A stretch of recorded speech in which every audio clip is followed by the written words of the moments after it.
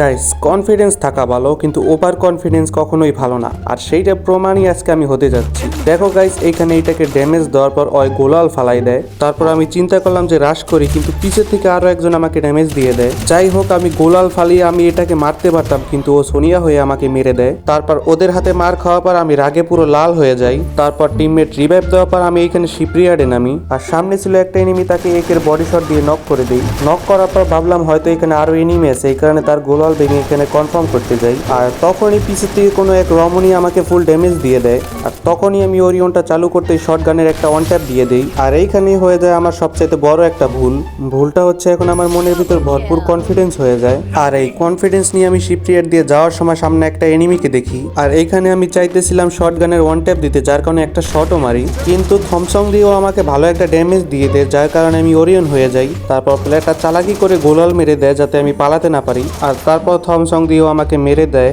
আর এখানে বালপাকনামি না করলে হয়তো আমি ওকে মেরে ফেলতে পারতাম। আর গাইজ, তোমাদের একটা ফ্রিতে জ্ঞান দিয়ে যাই, অল্প বয়সে পাকলে বাল দুঃখ থাকবে চিরকাল।